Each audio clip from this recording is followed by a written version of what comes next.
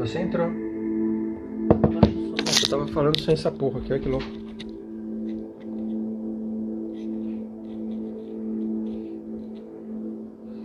Olá, Ju, tudo bem?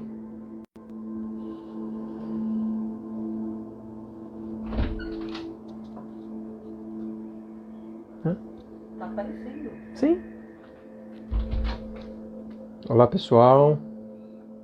Vamos dando mais uns minutinhos.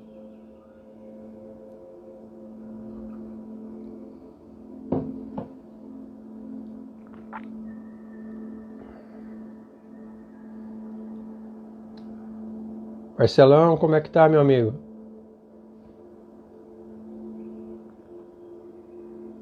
Tô com saudade de você já.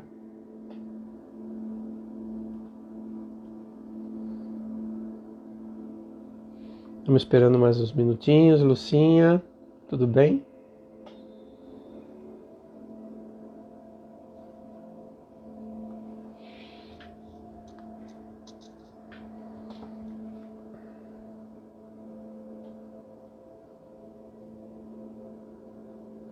É um dia por vez, Marcelão, é um dia por vez. Todos nós estamos nessa.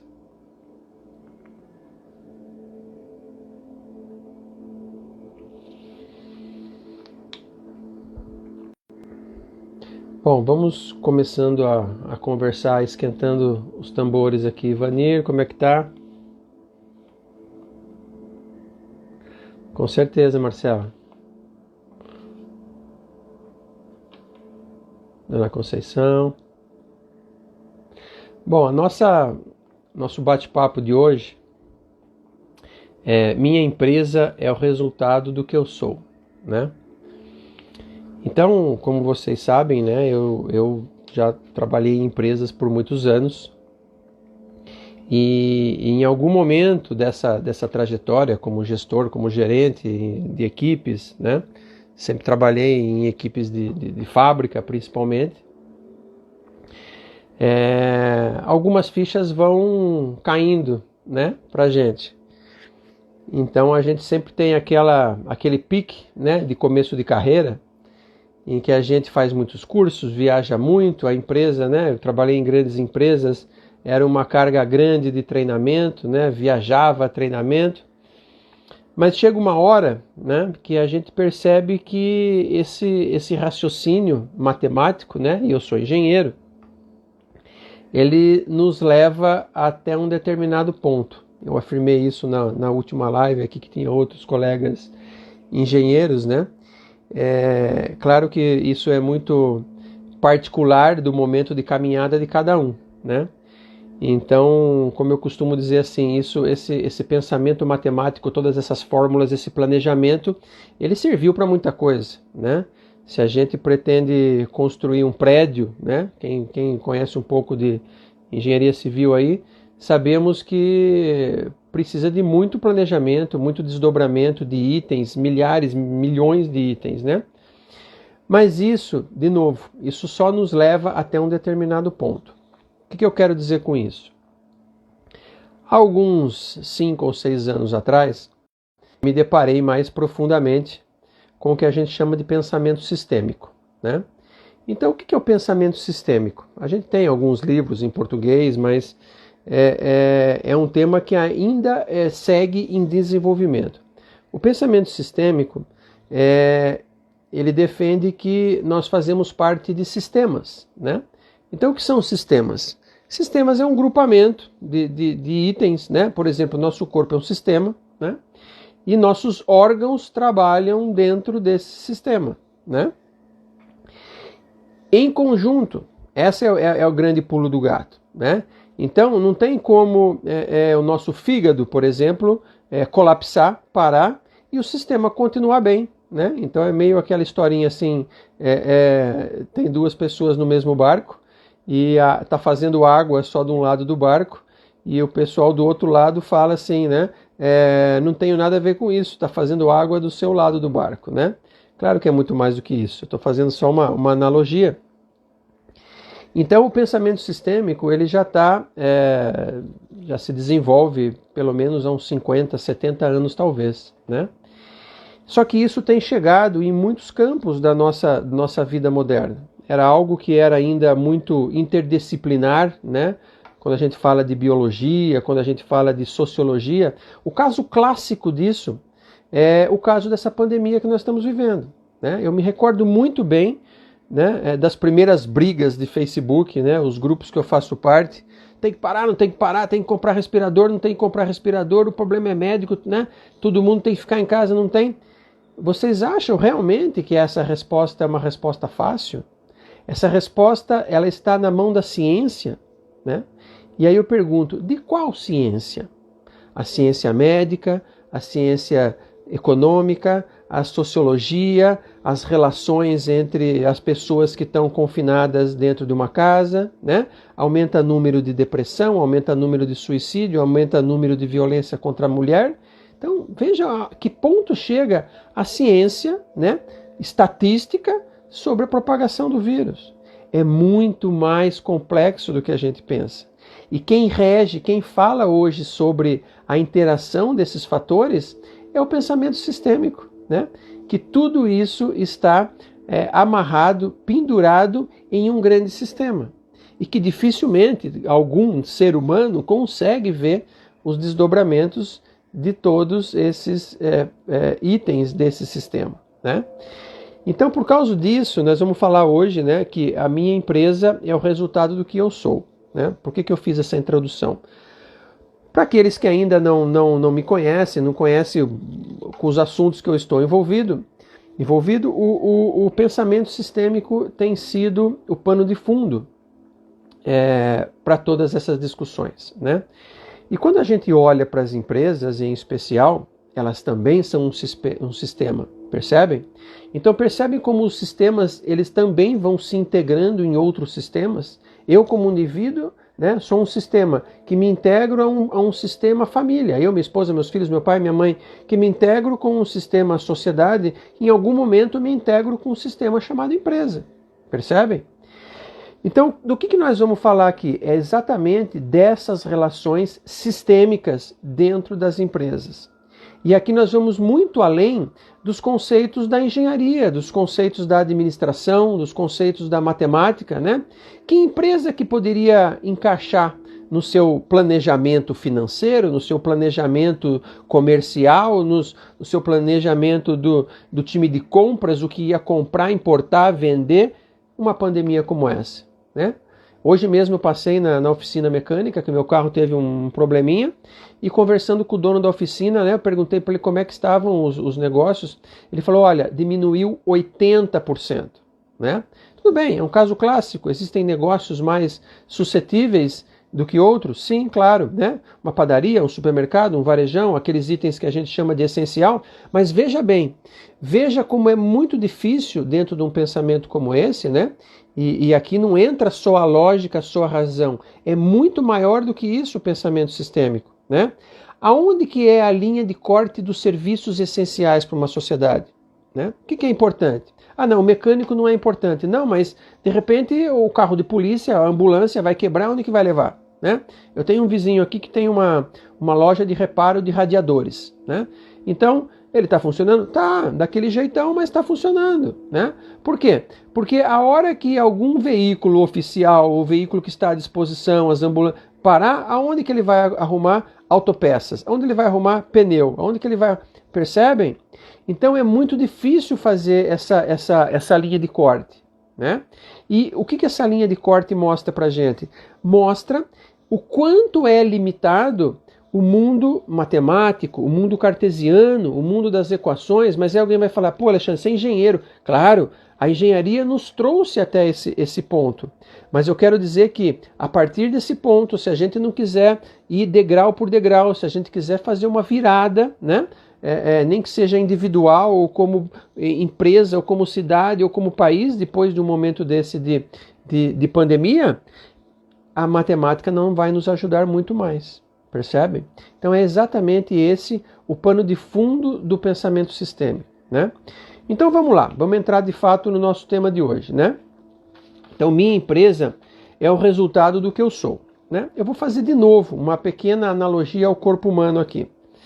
Como que eu quero que meu coração, meu rim, meu pulmão funcionem bem como unidades individuais, vamos chamar assim, se eu como só porcaria, né? Se eu como carboidrato demais, gordura demais, né? Não vou nem entrar no mérito aqui. Como que essas partes vão funcionar se eu estou botando essa porcaria para dentro? Percebem? Porque fazemos parte de um sistema.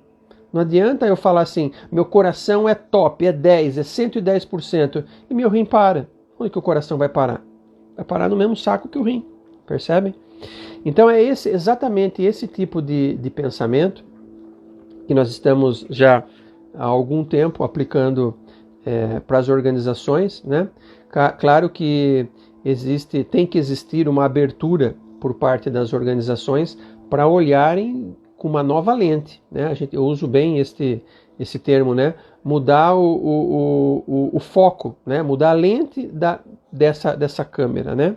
Porque se a gente continuar nesse pensamento do mais controle, mais lucro, menos perda, mais resultado, mais, né, performance, né? As pessoas já estão pilhando. Os burnouts da vida aí, as lesões por esforços repetitivos, as pessoas que estavam, né, entrando em loops mentais aí, queimando a cabeça, é fruto disso. Porque nessa equação nós não vamos ter uma saída, tá? Claro que muitas empresas elas têm que fazer esse dever de casa, né? Isso faz parte desse controle, né? Do entorno que tem que funcionar para que a gente tenha que manter essa estrutura funcionando, né? Mas a parte criativa, a parte que vai nos levar como pessoa e como empresa a um lugar onde poucos vão, ela não está dentro da matemática, né? E eu falo isso com quase 30 anos de engenharia nas costas, ok? Então, por exemplo, né? Vamos focar no tema das empresas, é um tema bastante amplo, né? Quem conhece um pouco aí, por exemplo, de constelações familiares e, no caso, constelações organizacionais, né? O pensamento sistêmico está por trás daquilo que a gente vê manifesto nessas constelações. A gente, claro que não pode se prender especificamente no que a gente está vendo, no que acontece numa constelação, porque uma constelação é só a pontinha do iceberg. Se a gente aprender como o pensamento funciona, né, o pensamento sistêmico, a dinâmica sistêmica, das relações, né, a gente vai ter um modelo que trabalha dentro da gente, que raramente a gente vai precisar de um diagnóstico desse tipo, né, vindo de fora. Vamos precisar? Sim, vamos precisar, mas a gente já burila, já lapida 95% das tretas que a gente encontra no dia a dia, né? Então vamos lá. Minha empresa é o resultado do que eu sou. Dentro de tudo que nós já falamos aqui hoje, né, a gente vê principalmente essa influência em pequenas e médias empresas. Por quê? Porque ainda tem muito forte aquela presença do dono, dos proprietários, né? Aquela dinâmica mais sofrida do dia a dia, de ir lá, vamos fazer. Quando a gente fala de empresas grandes, claro que a dinâmica é a mesma, mas aí já é um trem, né, em marcha, que ele já acabou aos poucos entendendo como essa estrutura funciona e as decisões são tomadas numa esfera muito alta, né? Se você pega, por exemplo, o caso de uma multinacional, às vezes a matriz está fora do Brasil, as decisões são tomadas por lá, a gente é obrigado como funcionário, né, a acatar ou seguir as diretrizes por aqui. Então, pouco a gente consegue mudar, transformar desse lugar, né? Então, a gente fala que esse trabalho do pensamento sistêmico, ele começa no indivíduo e ele migra para as organizações em que aquele indivíduo faz parte, né? Claro, exatamente esse desequilíbrio do corpo humano que eu te falei, esse todo que é o corpo humano, imaginem esse todo sendo a empresa, né? Então, vamos lá. Se a pessoa é um empreendedor, está começando, a tocada, né, a estrutura que ele vai dar no negócio dele, nesse começo, é exatamente a mesma tocada que ele dá na vida dele. percebe? Então, à medida que essa empresa cresce, né, tem lá seus 5, 10, 20 anos, 50 anos, né? Eu trabalhei numa empresa há alguns anos que o dono era vivo ainda, ela virou 50 anos de empresa, né? Então, quer dizer, ele começou lá com seus 20 e poucos anos e ele era vivo ainda, uma pessoa brilhantíssima e eu até brinco, né? Algumas vezes, alguns cursos, algumas palestras que eu acabo dando, né? Se ele não estivesse mais, se ele se aposentasse literalmente, né, ficasse na casa dele, ou mesmo se ele não estivesse mais entre nós, é possível ouvir a voz dele nas paredes, né? Quem já não passou por uma situação como essa? Quem nunca foi numa empresa, vamos dizer, pequena ou média, que já tem aí seus 20, 30 anos, né? Mesmo que o dono não exista mais, mas a gente está falando de 50, 100, 500 funcionários, né? Essa empresa que eu estou me referindo tem 1.500 funcionários. As paredes exalam a tocada do dono. A gente tem histórias, os funcionários mais antigos trazem aqueles valores da empresa, claramente os valores do dono. Não é verdade? Quem já passou por isso sabe exatamente o que quer dizer isso, né? Claro que, voltando ao exemplo das multinacionais. Ao exemplo das multinacionais, aquilo já é uma estrutura que anda sozinha, né? Então, quando a gente fala que a empresa é resultado daquilo que somos, é exatamente nesse ponto que eu estou dizendo, né? E o pensamento sistêmico nas organizações, e a gente vê isso em muitas constelações organizacionais, a empresa tem a tocada, tem a estrutura, tem, vamos dizer assim, a cara do fundador, a cara do seu criador. Porque foi essa pessoa que criou as primeiras estruturas. Ele determinou o que era certo e o que era errado na avaliação dele, naquilo que era bom, naquilo que era incentivado por ele ou desestimulado por ele. E isso permanece, né? Quando a gente fala em alma do negócio, e tem excelentes livros, né? Quem já leu Jan Jacob Stam, né? Eu acho que ele é holandês. A alma do negócio, né? Parece que é um tema meio assim esotérico, a alma do negócio, mas não é nesse sentido que ele fala, né?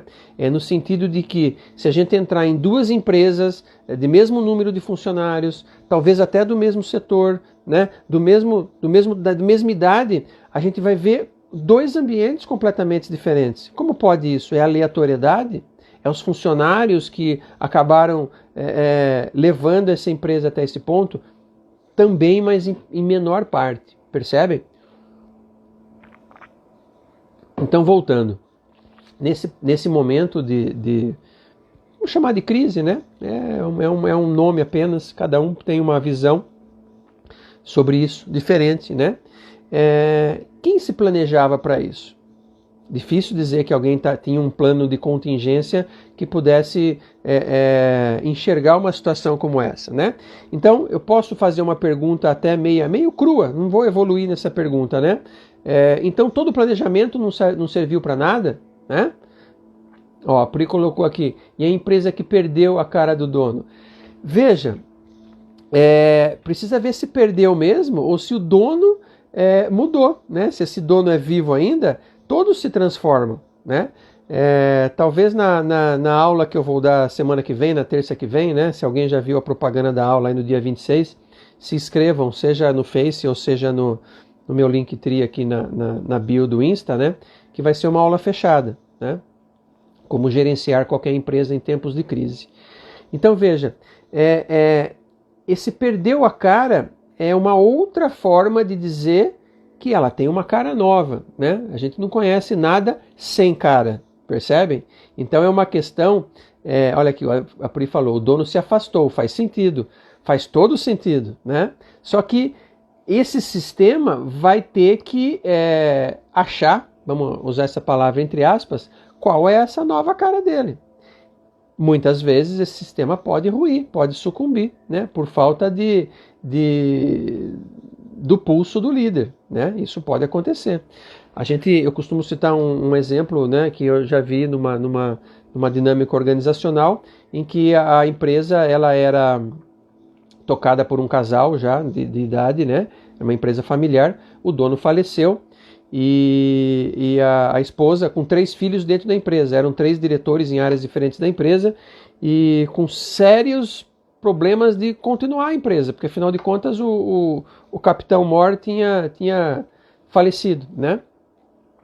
E essa mulher, essa esposa, ela não tinha interesse de ficar na empresa, ela tinha interesse de ficar com os filhos. A empresa ficasse com os filhos. Então, nessa dinâmica que a gente colocou, né, um diagnóstico sistêmico, quando a esposa, a matriarca, saía dessa empresa, os clientes também saíam. Olha como é a dinâmica, né? Veja como é a interação. Quem ainda não viu, não estudou pensamentos sistêmicos, diagnósticos sistêmicos, constelações organizacionais, essa dinâmica é muito forte, é muito clara. Em segundos, numa representação sistêmica, é possível ver essa dinâmica. Então, quando a mulher se afastava do negócio, era como se o negócio percebesse a falta dela. E o negócio se retraía e os clientes se afastavam, né? À medida que um dos filhos assumia essa liderança, vamos dizer assim, nada acontecia, os clientes acabavam distantes, né? Olha aqui, a Pri colocou, acredito demais nisso, sobre os clientes saírem junto. Claro, quem nunca, vou fazer um parênteses aqui, quem nunca passou por uma situação, ouviu falar, daquela pessoa que, né, trabalha com vendas, com gente, trabalha na rua, trabalha com muitas relações, e por algum problema qualquer, uma questão de reflexão, uma questão de problema de saúde, ela se fecha, né? Ou seja, ela resolve olhar para o interior dela para resolver as questões dela. Todos nós temos nossos momentos de reflexão. Quando ela se fecha, os clientes se afastam. Porque qual é a leitura dinâmica desse sistema? Aquela pessoa não está disponível, ela está fechada, né? Então a gente vê tem muitas histórias aí pela cidade, quando a gente passa num lugar, aqui já foi padaria, açougue, que nada vai aqui nesse lugar, né? Por quê? Porque a dinâmica daquele lugar é fechada, né? Ou seja, o dono, o proprietário daquele imóvel, ele não quer que aquele imóvel seja alugado. E o mercado, como sistema e como clientes, percebe aquilo. Eu tenho uma padaria na porta de casa e eu vou numa outra padaria a 1 quilômetro de distância. Por quê? Porque a dinâmica, suponho que sejam os proprietários, aquelas pessoas que estão ali, estão fechadas. Eu não me interesso pelo produto deles. Isso vai muito além do que uma dinâmica marqueteira, né? Isso tem a ver com a afinidade, a noção que a outra parte faz daquele sistema. Marcelo pôs um comentário aqui. Fiz um trabalho em 2017 e o pó era para um cliente. E hoje ele me chamou para construir a casa dele. Claro, quando a gente percebe essa receptividade, né, as dinâmicas acontecem, né? Então vamos lá, vamos voltar no tema de empresa, né? Então a gente pode pensar o seguinte: olhe para um determinado problema, para um determinado desgaste, para um determinado desafio que uma empresa tem, né? Sei lá, uma questão da engenharia está em conflito com o departamento de produção, o departamento de compras está em conflito com o departamento de custo, sei lá, as dinâmicas normais de qualquer empresa, a gente sabe que são muitas, né? Aquela dinâmica, muitas vezes ela não é o problema, ela veio para resolver o problema, né? Então, no pensamento sistêmico, a gente faz uma pergunta bastante contundente, né? Com a faca na ferida, assim, e a gente fala assim: para que serve aquele conflito? Vamos supor que tem 2 pessoas, né? Ou 2 departamentos, ou uma questão financeira qualquer, você tem um produto bom no mercado, mas você vive perdendo o cliente e o seu concorrente lá tem um produto meia boca mais ou menos e ele vai, né?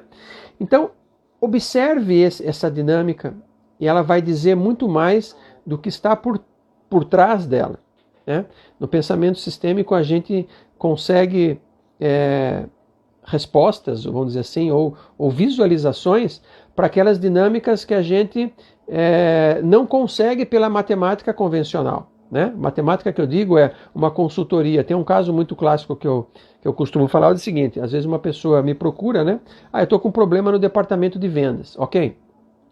Primeiro passo, essa equipe treinada? Você já treinou essa equipe? Já fiz uma série de treinamentos com a equipe experiente, equipe treinada. Tá, como é que é a gestão dessa equipe, né? Já teve uma conversa, uma substituição de gerente, já trocou várias chefias nessa gerência, nessa posição, e a equipe não vai. Então vejam, é claramente o que a gente chama de uma questão sistêmica, ela é recorrente. Eu já usei o conhecimento habitual para esses problemas e eles não são resolvidos. Então ali existe uma dinâmica oculta dentro das organizações que a gente tem que olhar com outros olhos. Temos que olhar com o viés do pensamento sistêmico, né? E o que quer dizer o pensamento sistêmico? Como é que está aquele departamento problema com os outros departamentos, ou na visão top-down da empresa, como é que é a visão daqueles departamentos, né? Muitos casos eu já presenciei que o dono, ele não gostava de um determinado produto e a empresa acabou indo por vender um outro produto, e no interior dele havia um conflito de interesses entre os produtos. Ele não queria fazer aquilo, né? Então a dinâmica do proprietário, do dono daquela empresa, incidia diretamente na dinâmica dos produtos, né? Então, em dinâmicas em diagnósticos sistêmicos, por exemplo, é muito comum a gente, por exemplo, tem um recurso limitado, tenho 100 mil reais para lançar um determinado produto, né? Vou lançar um produto no mercado, né? Essa é a verba que eu tenho. Só que meu departamento de criação, meu P&D, né, minha pesquisa e desenvolvimento, ela tem 4 opções de produto para mim. Ou seja, eu precisaria de 4 vezes mais verba para lançar esse produto. Percebe? Eu tenho opções, né? A gente sempre tem opções, quero vermelho ou verde, maior ou menor. Se a gente arma uma dinâmica sistêmica desses 4 produtos, A, B, C, D, a gente percebe, vê claramente o posicionamento desses produtos em relação ao cliente, em relação ao mercado, em relação ao dono da empresa. E aí a batata, aquele dinheiro que você tinha reservado para o produto 2, por exemplo, você vai ver que o 2 estava fadado a morrer, porque a dinâmica dele era de um julgamento, vamos dizer, de uma ideia dentro da organização que ele não era o bom produto. Mesmo todas as variáveis técnicas de custo, de pesquisa de mercado, aquela coisa toda, sendo a favor dele. Percebe? Então eu gosto muito de citar, por exemplo, o caso dos sistemas vivos, né? Que vive natureza, né? Animais, plantas, tal. Então assim, onde que a gente acabou aprendendo matemática nos primórdios da humanidade? Observando a natureza, né? Então a gente vê muitos processos matemáticos na natureza, seja numa colmeia de abelha, seja numa espiral dentro de uma flor, né? Aos poucos a matemática foi desvendando isso. Mas tem um outro grupo, talvez maior, de processos naturais em que a matemática não explica, né? Eu tenho uma rua aqui em casa que é uma ladeira, talvez tenha uns 10 ipês amarelos, né? E eles florescem com diferença de horas quando é época de florir. Ah, mas aí é a época, está no instinto, o caçamba que está no instinto, né? A gente sabe já, por exemplo, do projeto Genoma, já acabou, né? Começou aí, sei lá, uns 10, 15 anos atrás, no intuito de mapear todo o nosso DNA, né? E o projeto já acabou e eles descobriram que de 5 a 8% do nosso material genético é aquilo que é transferido de geração para geração. Cor de pele, tamanho do nariz, se tem cabelo ou não tem cabelo, né? Os outros 90 a 95% ainda não temos uma resposta clara sobre isso, né? É informação, tem outras áreas aqui, que eu não vou citar agora, que estão estudando essas informações, mas são informações que não são aquelas que a gente pode determinar como transferível de geração para geração, ok? Então essas informações, elas estão latentes de alguma forma dentro do nosso corpo, né? Dentro do nosso DNA. E a gente transfere inconscientemente isso para os nossos sistemas, né? Quando a gente fala nisso, a gente tem que fazer referência, por exemplo, a Freud, né? pai aí da psicanálise, da psicologia, que ele falava muito do inconsciente coletivo, né?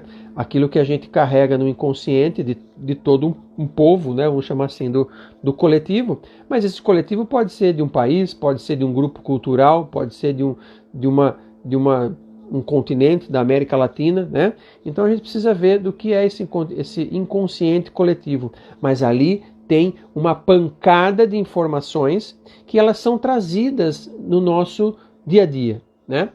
Aí a Adri está perguntando aqui, como fica questões de sociedades nos negócios? Ótimo. Então você imagina, se eu faço parte de um sistema, né, uma empresa com X funcionários, mas em si a empresa é um sistema fechado, né? Eu com a minha empresa. Se eu arranjei um sócio, né, a hora que eu me junto nessa sociedade, vamos supor que seja para gerir ou para comprar essa mesma empresa, não vou falar nem de uma fusão que vem com outra empresa junto. O que acontece quando esses dois sócios ou mais sócios se juntam, né, nessa sociedade? Eles formam um outro sistema, né? E que informações que tem nesse outro sistema? A informação que vem junto do sistema daquele sócio que veio a fazer sociedade comigo. Percebe? Então, todo aquele material conhecido ou não, tácito, que a gente chama, né, que faz parte desse sistema, ele vai ser dividido com aquele outro sócio, né? Ou seja, vamos falar que até seja um caso de fusão entre as empresas, né? Aquisições, fusões. Imagine a massa de informações, eu vou chamar de informações por enquanto, para a gente não dar um rótulo para isso. Aqui tem valores, percebe? Aqui tem uma série de crenças. Aqui é uma empresa de 30, 40, 50 anos que cresceu de uma determinada forma. Aqui eu tenho uma outra empresa que cresceu com outros valores, com outras crenças, com outro fundador, e essas empresas em algum momento resolvem se fundir, né? Uma compra a outra, que seja, né? A gente vê muito hoje o termo de fusões e aquisições. Então isso funciona em sociedades, e eu vou dar uma dica aqui, funciona em casamentos, né? Mas não vou falar disso agora. Então você imagina, mão esquerda e mão direita. Aqui tem dois sistemas fechados, ok? O sisteminha daqui e o sisteminha dali. Quando esses sistemas se juntam, o que acontece com o miolo desse sistema? Essa massa que estava aqui dentro de informações ocultas. Ocultas por quê? Está no inconsciente, nas crenças, nos valores dessas duas empresas. Passam a fazer parte de um novo conjunto, que é o A mais o B. Percebem? Isso acontece exatamente quando nos casamos, né? Casamos em termos, né? Quando temos parceiros de vida, né? Tudo aquilo que eu trago do meu sistema, eu vou compartilhar com o sistema da outra pessoa, né? Vamos lá, Pri. Se a sociedade é desfeita e a empresa continua com um dos sócios, o sistema ainda é o mesmo? Veja, se for só um caso de uma... Todas essas respostas que eu estou dando, pessoal, é uma interpretação minha, tá? Quando a gente fala de movimentos sistêmicos, isso é muito amplo. Para a gente ter uma relativa certeza, a gente precisava abrir uma constelação, um diagnóstico sistêmico. Então isso aqui é mais ou menos como o pano de fundo para a gente conseguir aparar as arestas, né? Para a gente conseguir não depender de fatores externos. Mas vamos voltar à pergunta. Se a sociedade é desfeita, imagine o seguinte, vamos supor que seja só um sócio mesmo, né? Então eu me associei a uma pessoa, ou vamos supor que eu já nasci associado, era uma sociedade em que o dinheiro entrou de ambas as partes, né? E nós crescemos até esse ponto, vou chutar aqui, 20 anos de empresa, fruto da participação dos dois sócios, né? Brigados ou não, ou independente do que aconteceu, ambos deram o seu sangue, suor e lágrimas ali para aquele negócio crescer, certo? Teve um custo pessoal, financeiro, relativo para cada um, sim. Então, tudo que existe foi fruto, bem ou mal, dessa sociedade, né? Então, quando uma sociedade é desfeita, e aí eu posso olhar pela ótica do sócio que fica ou pela ótica do sócio que vai. Vamos olhar pela ótica do sócio que fica, né? Então, imagine o seguinte, assim como no casamento, mas eu não quero falar disso, né? Se quando eu me separo do meu sócio, quando eu me separo da minha mulher, eu fico puto da vida, eu falo assim, que merda, a outra parte me roubou, ou saiu fazendo alguma coisa errada, né? O que sobrou? Sobrou o fruto do errado, certo? Se você teve esse julgamento, essa crença que a outra pessoa fez algo de errado, o que você mostra para todo o seu sistema? Nesse caso, para toda a sua empresa. Nós fomos roubados, nós fomos lesados, eu não gosto daquele cara. Esse sistema, como empresa, ele absorve toda essa visão inconsciente do sócio que estava lá em cima e passa para o seu sistema. Passa verbalmente? Não. Passa no sentimento, passa nas emoções, passa nas atitudes ou passa verbalmente mesmo. Né? Então, no caso, por exemplo, né, só um exemplo, no caso do sócio que fica, né, que ficou dono da empresa,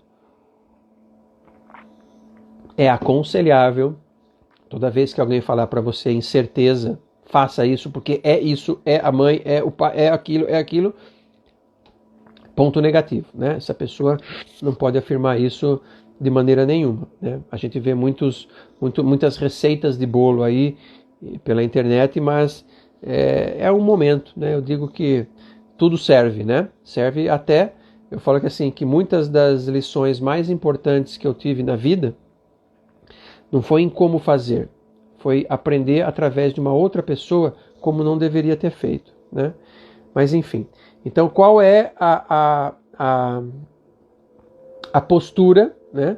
E quando eu falo postura, não é uma postura física, o que eu falo da boca para fora, é uma postura interior, é uma postura de centramento, é uma postura de pensamento, é uma postura, né? Uma postura de homem, aquela postura, homem que eu digo não é homem macho, né? Postura de ser humano, né?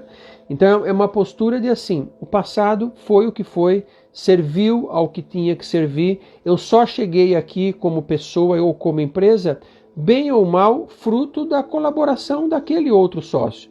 Ele me ajudou, ele mesmo que ele tenha exigido de mim uma superação de muitas questões, essa foi a contribuição dele. Então eu me despeço dele, honro tudo que foi e sigo só daqui para diante, né?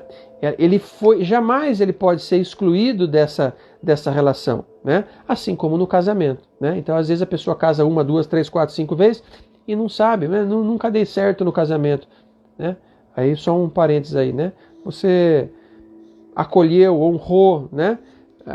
Os que foram, né? Com que respeito você fala dos outros? Não preciso ser amigo, sair brigado, não preciso abraçar, beijar, mandar e-mail, mandar zap ou sair para jantar com ele. É uma posição de consciência, uma posição interior, né? Uma posição de respeito ao que foi. Ponto. Seguimos numa nova versão daqui para frente, né? E o sócio que vai, vamos dizer assim, eu arriscaria dizer, de novo, né, é só um palpite meu, né, dentro de um contexto gigante, né, que se ele também não acolher essa parte do que foi, né, quando eu falo acolher, é aceitar, é aquilo, faça parte da história dele com respeito, né. Eu não me orgulho de tudo que eu fiz na vida, agora eu posso corrigir o que foi para trás? Não posso corrigir. Eu vou ficar me martirizando o resto da vida das coisas erradas que eu fiz? Eu vou ficar olhando para o passado. E quando eu olho para o passado, eu deixo o presente e o futuro passar. Então eu simplesmente tenho que, como se fosse possível, abrir um zíper aqui no meu coração, achar um lugarzinho ali em que dói menos ou não dói, e falo, foi assim, eu errei, né? Seguimos daqui para frente, hoje eu sou uma pessoa diferente, hoje eu não cometeria mais os mesmos atos, né? Aprendi com aquilo e por isso foi bom, né? Claro que muitas dessas experiências são muito dolorosas, né? Mas tem um ditado popular, né? Que eu brinco que às vezes a gente escuta uma frase, um pensamento, um ditado 1000 vezes, né? Mas na 1000ª aquilo transforma a cabeça, ele tem um outro entendimento, né? Completamente diferente de tudo aquilo que você já entendia sobre aquela questão. Que é assim, deixe que os mortos cuidem dos seus mortos, né? O que foi, né? Não chore pelo leite derramado. Então eu gosto de ver Quanta sabedoria tem nos ditados populares sobre a luz do pensamento sistêmico, e a gente vai repetindo aquilo lá, e não entende bolhufas nenhuma, e fala isso para um, fala isso para outro, está tentando, né, parafrasear aí uma situação, mas aquilo é riquíssimo, né? Então seguimos a partir daqui, né? De novo, isso vale para companheiros ou casamentos ou relações, todas as relações, né? Enfim, eu gostaria de trazer para vocês, deixa eu ver se tem mais alguma coisa aqui. Por aí falando, o sistema ainda é o mesmo? Não, né? Os sistemas são dinâmicos, né? São dinâmicos o tempo todo, né? Numa empresa, funcionários saem e entram o tempo todo. Eu gostaria de trazer aqui um pensamento, né? Uma ideia para que vocês reflitam sobre isso. Para mim foi bastante esclarecedor em muitos momentos, né? Tem uma querida que traz essas ideias de uma outra forma, que depois, bom, isso tem em vários textos, um livro do Jaworski, né, A Fonte, que eu gosto muito. Então ele fala que existem 4 tipos de liderança, né? É uma tipificação, né? Na verdade, 4, 3 ou 10, né? Mas a gente gosta de colocar dentro de uma caixa para a gente entender melhor. Mas depois que você entender, jogue fora a caixa, né? Eu vou contar um outro caos aqui antes de falar dos 4 tipos de liderança, né? Eu participei de um treinamento com uma pessoa, né, também um querido, e ele falava que ele teve um contato uma vez, por conta do trabalho dele, com um descendente, né, de índios, acho que eram astecas, alguma coisa assim, uma pessoa, descendente desse povo. Então essa pessoa trazia muita riqueza cultural desses povos, né?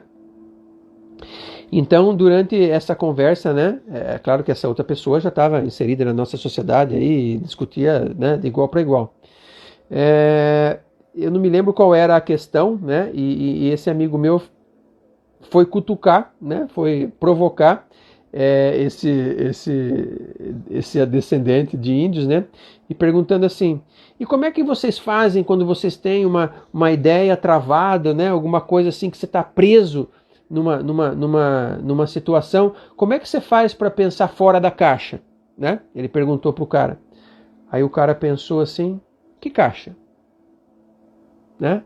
Então vejam, quando a gente se apega a conceitos, né?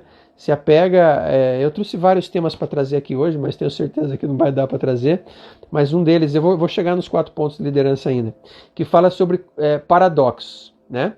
Então o que são paradoxos, né? Paradoxo é aquilo que a gente olha, não entende, né? Por exemplo, não faz sentido pela física aquele negócio existir, né? Tem uma música que falava da sereia, né? Não me lembro se era do Paralamas ou quem que era, que falava que estava ali a sereia, o paradoxo estendido na areia, né? Então o que é o paradoxo? O paradoxo é aquilo que a gente não consegue explicar pelo aquilo que a gente sabe, né? Se eu ver uma pessoa voando, é um paradoxo, né? Como é que ela pode voar se a gente sabe que as pessoas não voam, né? E aí tem uma frase que eu gosto muito que fala assim: o que é um paradoxo? Paradoxo é o lugar aonde você colocou o seu muro de crenças. Além daquele muro você não acredita, além daquele muro você acha que não existe. É a cerca do galinheiro, né? Então tudo aquilo que a gente não entende, a gente acha que é um paradoxo, né? Então o que a gente tem que fazer diante de um paradoxo? Putz, isso aqui não é possível, esse problema não tem solução, não sei mais o que fazer. Esse é o limite da tua crença, esse é o limite do teu conhecimento. Isso não quer dizer que seja o limite do problema. Esse é o teu campo de visão, né? Então o que a gente tem que ver ao se deparar com essa cerca, com esse muro? Tem que passar, tem que pular. Isso pode doer algumas vezes e quase todas as vezes tem que deixar ideias velhas para trás. Percebe? Então vou voltar nos 4 tipos de liderança, né? E aí eu acho que eu vou fechar esse raciocínio que vai dar exatamente em cima que minha empresa é o resultado daquilo que eu sou. Então vamos lá. Os 4 tipos falam o seguinte: que o primeiro tipo, mais simples, vamos dizer assim, são aqueles egocêntricos, né? Que o Ele mesmo é o centro do universo, o líder, né? O gestor, né? A liderança. Então, se a gente pensasse numa padaria, só como exemplo, né? É aquele cara que levanta todo dia para resolver os problemas do dia, né? Ele é muito bom em resolver os problemas do dia. Mas quando ele acorda e vai para a padaria, ele tem certeza que ele é a única solução para os problemas que vão aparecer no dia. Que ninguém mais sabe resolver o problema da máquina de pão da porta do jeito que ele sabe, né? Então esse é o primeiro tipo de liderança, egocêntrica, né? O segundo tipo de liderança é a liderança realizadora, aquele que realiza, né? Então, se a gente voltar, por exemplo, da padaria, né? É aquele cara que levanta todo dia e hoje eu tenho que fazer o pão, né? Diferente do primeiro que eu vou resolver os problemas do dia na minha padaria, né? Ele levanta para fazer o pão. Hoje eu tenho que fazer 500 pães, né? Ele é muito focado, ele é muito realizador, ele é muito bom na massa, ele enfrenta tudo que tem que enfrentar, mas ele ainda é um segundo tipo na escala evolutiva da liderança, é o realizador. O terceiro tipo é um tipo servidor, né? Então o que é o tipo servidor? Ele vai fazer o pão que vai ser entregue para as pessoas. Então ele vai pensando nos clientes, ele vai pensando naquelas pessoas que vão buscar o pão na padaria dele porque é um bom pão, né? Aquele que vai servir, né? E realmente a gente vê em muitos lugares essa liderança servidora, né? Eu acho muito legal aqui no interior, a gente, não sei quem aqui de Piracicaba, às vezes entra num comércio, numa loja, né? E tem uma plaquinha ali em cima, isso é mais antigo, né? Nem todos têm, e fala assim, aqui é a minha família para servir a sua família, né? É um pensamento bastante profundo, né? Bastante antigo, entre aspas, mas é muito profundo isso, né? Então essa é uma liderança servidora. Ele está lá para servir, ok? E o quarto tipo, e esse é o desafio do mundo pós-pandemia, né? Desafio por quê? Porque quem ainda não entrou nessa barca vai ter que virar essa chave. Várias empresas e pessoas já viraram essa chave, né? Que é o líder renovador, né? E o que esse líder renovador faz? Ele é o capitão do navio, ou seja, ele vai levar a estrutura do ponto A ao ponto B. Então, se a gente for voltar no exemplo da padaria, esse cara, ele levanta, né, com uma disposição e com uma postura frente à vida, uma felicidade, que ele vai levar o prazer para o cliente do pão. Ele tem a noção que aquelas pessoas que compram o pão vão levar o pão quente para casa para tomar com aquele café com a família na mesa. Percebe o valor que ele tem noção que ele está entregando para quem compra o pão? Né? E ele vai além. Se ele puder fazer aquele pão com as melhores matérias-primas, né? Com aquelas matérias-primas mais saudáveis, com aquelas matérias-primas que podem agregar um valor na saúde da pessoa que leva o pão, ele vai fazer isso. Percebem? Esse é o líder renovador. É uma outra atitude, né? Por isso que Bert Hellinger fala, né, em vários dos seus livros, né, que liderar, a energia da empresa, ela serve para o mais. Se você tiver focado numa atividade, num negócio, numa empresa, que não tiver focado a essa servidão transformadora, o seu negócio não terá futuro, né? Claro que a gente chegou até aqui meio que aos trancos e barrancos, né? A gente vê de tudo um pouco nesse nosso mercado, mas eu estou propondo para vocês um olhar daqui para frente, né?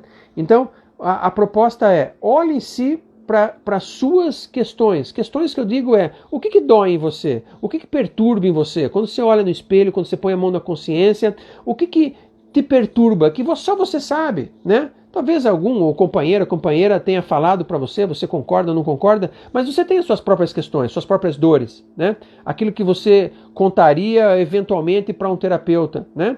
Em alguns momentos da vida, essas dores são bem doídas, né? E a gente tem sempre uma opção, né? Ou a gente se vitimiza, ou a gente respira fundo, deixa isso no lugar a que ele pertence. E daqui para frente eu posso seguir acolhendo aquilo que foi. Ele foi. Eu não posso mais mudar aquilo que foi. Veja, Essa ponte que eu estou propondo para vocês é o que vai refletir diretamente na tua empresa. Porque essa dinâmica do teu sistema, ao se juntar no sistema da empresa, e assim como as dinâmicas de todos os outros funcionários que fazem parte da dinâmica da empresa. Todos os outros funcionários trazem para a empresa as dinâmicas que acontecem nos seus sistemas familiares, por exemplo. Eu, quando trabalhava em fábrica, nos meus primeiros anos, né, era muito comum. Quem trabalhou comigo aqui, não sei se o Ziel está aí ainda, o Marcelo está aqui ainda, Ivanir, a gente escutava, né, dos chefes antigos que falava assim, aqui você veio para trabalhar, né? Os seus problemas você deixa em casa. Aqui você é profissional, você tem que entregar o melhor do seu trabalho, né? Tá travando, alguém falou que está travando. Vamos lá, tá ok agora? Alguém pode sinalizar aqui? Está ok? Para mim não apareceu nada. Tá tudo bem aí? Manda um positivo. Vocês estão me ouvindo? Travou mesmo. Voltou? Voltou. Aí o Ziel, tô aqui sim. Então acho que voltou. Se não tiver bom, alguém me avisa aí. Então a gente se deparava com os chefes antigos, né, que a gente chamava de chefe, e a pessoa tinha um discurso muito pesado, né? Quando a gente entrava naqueles departamentos, naquelas coisas muito antigas da máquina de escrever, do carimbo né, em cima da mesa, a gente falava assim, você é um profissional, não estou nem interessado no problema que você tem em casa, você tem a obrigação de trazer o melhor do seu intelecto profissional aqui para o seu trabalho. Seus problemas você deixa da porta para fora. Pergunta, é possível isso? Sim ou não? Claro que não! Claro que não é possível! E é aí que ia o pensamento cartesiano matemático que a gente tinha até então. Sinceramente, eu tenho 2 crianças em casa. Se eu tivesse problema de saúde grave com essas crianças e fosse trabalhar, você acha que eu conseguiria deixar esse bloquinho de crianças para o lado de fora? Não! Então, vejam, não é uma questão de considerar o funcionário ou não considerar o funcionário. Não é uma questão de treinamento, não é uma questão de departamento pessoal. Vejam, percebam. E a gente, dos gestores, a grande maioria dos gestores ou quem trabalha com empresas, ainda não percebeu isso. É aquela união dos sistemas. Aqui tem o funcionário com problema de família, seja ele qual for. Alcoolismo, briga com a mulher, filho doente, sei lá o quê. E aqui tem o problema da empresa. Quando esse funcionário entra no sistema da empresa, esse miolo é comum. Esse miolo vai ser misturado ao sistema empresa. Então, um raciocínio muito básico, uma empresa de 50 funcionários. São 50 subsistemas como indivíduo que fazem parte daquele sistema. É um cabo de guerra invisível. Então, quando a gente às vezes fala, alguém é ruim de trabalho, alguém faz isso, alguém tem um departamento que briga com o outro, fulano não obedece, seja o que for. Isso tudo é fruto de uma dinâmica global desse sistema empresa e não daquele funcionário. Essa é a visão sistêmica, ok? Então nós estamos aqui já a 7h53. Se alguém quiser colocar alguma pergunta aí, pode colocar, a gente pode discutir. Eu faço um convite para vocês, alguém que viu meus posts aí, na próxima terça-feira, 26, vai às 20, não sei, esqueci agora se é às 19 ou se é às 20. Vejam lá no post, é uma aula fechada, eu vou passar o link, entre ou no Face ou no Insta e se inscreva para essa aula. Aí, alguns minutos antes da aula, eu passo o link dela. Pri, e como as grandes empresas conseguem se manter bem com tantos sistemas englobados? Vejam, é às 19, a Adriana pôs aqui, é difícil, né? Preciso de uma boa secretária. Como que as grandes empresas conseguem? As grandes empresas, imagine uma média, né? Se eu pegar o número 2 e o número 10, ao somar 10 mais 2 dá 12, média 6. Então o 6 está bastante diferente do 2 e bastante diferente do 10. Então vejam, quando eu tenho esses dois sistemas, esses dois pedaços sentem bastante a junção a um próximo sistema, que é a média 6. Quando eu tenho 5 mil, 10 mil, eu trabalhei num grupo de 30 mil funcionários, essas pequenas dinâmicas, elas mudam muito pouco a média, percebem? Talvez as dinâmicas dos cargos mais altos, aí nós podemos entrar numa outra conversa, um outro dia, sobre o princípio sistêmico da ordem, né? Então, nas altas esferas, a direção, a diretoria, os donos, claro que essa dinâmica ela é muito mais impactante na dinâmica do grupo todo. Mas como funcionário, normalmente a sua dinâmica do seu sistema pessoal, ele acaba entrando numa média que já é fruto de um número muito grande. Claro que ela tem a sua participação, e vice-versa, e a empresa no sistema do indivíduo, né? Então é mais ou menos isso. Então por isso que eu falo que as pequenas e médias empresas, aquelas familiares em que o dono está ali, a diretoria está ali, próximo no dia a dia, esses impactos são bem mais significativos, né? E quando a gente fala em nós mesmos, como empreendedores, como empresários, vejam a responsabilidade de nós estarmos, como capitão do navio, entre aspas, levando a carga desse nosso sistema pessoal, individual, familiar, para dentro da empresa. Ok? A empresa vai ter a nossa tocada, a empresa vai ter a nossa cara. Alguma pergunta a mais?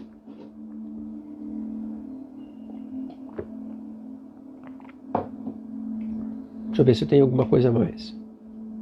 Tem um monte de coisa que eu trouxe mais.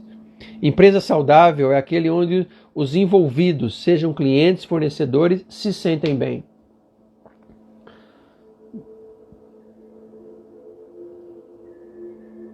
Dona Conceição não é empresária, mas Dona Conceição, a dinâmica é exatamente igual para uma pessoa, para o sistema familiar da pessoa. Esses posicionamentos, por exemplo, né, só falando nisso no final agora, quando a gente tem, por exemplo, um casamento, né, a gente junta o marido e a mulher. Então, nesses dois sistemas, quando a gente une faz essa união, esse meio aqui, ele interfere na dinâmica do marido e da mulher, e quem nasce, né, as crianças, fruto desse sistema, também carregam todo esse conteúdo desse sistema. Exatamente como nas organizações, como nos casos da sociedade. Aí o cara briga com a mulher, ou sei lá o que acontece, ele separa e vai casar com outra. E aí ele, no segundo casamento ele fala, aquela desgraceira, aquela coisa, aquele negócio lá, o que ele está levando para o segundo sistema? A ideia da desgraceira, do relacionamento. Ele vai ter alguma chance no segundo sistema? Não, não vai. Me desculpem, mas não vai. Então assim são as sociedades, assim são os matrimônios, né? Claro que não precisa ser matrimônio, pode ser um companheiro, né?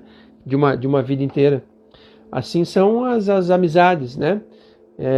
Que a gente costuma falar que tem irmãos que não são de sangue, né? Essa união entre esses dois sistemas, ele funde as informações ocultas, as informações subconscientes, as informações inconscientes, que são 95% do nosso DNA, são trazidas para esse sistema. E a gente repete isso, né, incondicionalmente, às vezes sem querer. Você percebe que aquele troço não é legal, mas você vai e faz aquele negócio. Aquilo é mais forte do que você. É uma informação que está dentro do seu DNA. Nós vamos falar nisso em outros momentos, né? O pensamento sistêmico ele é muito, muito amplo. Então eu queria agradecer muito a participação de vocês, né? Se alguém quiser mandar perguntas depois, fique à vontade, eu respondo com o maior prazer. E não se esqueçam, terça-feira vai ter rodar uma aula fechada, né? Como gerenciar qualquer negócio em tempos de crise, né? Se vocês se inscreverem, eu recebo o contato de vocês e depois eu devolvo o link de onde eu vou fazer essa aula fechada. Ok? Muito obrigado por vocês mais uma vez. O tema é bastante amplo, né? Eu sei, a gente vai tocando. À medida que vocês quiserem trazer questões, a gente vai analisando, mas sempre com um viés de possibilidade, né? Se alguém falar em pensamento sistêmico, em constelações organizacionais ou familiares, com certeza, isso é aquilo, desconfie. Aí tem boi na linha. Ok? É sempre a proposta de uma expansão de algo de consciência, que eu ainda não vi. E aí, vendo aquilo, eu posso levar o meu muro, a minha cerca mais além. Ok? Então, dentro de 15 segundos aqui que ele está mostrando para mim, nós vamos nos despedir. Um beijo a todos, mais uma vez, muito obrigado. Fiquem com Deus.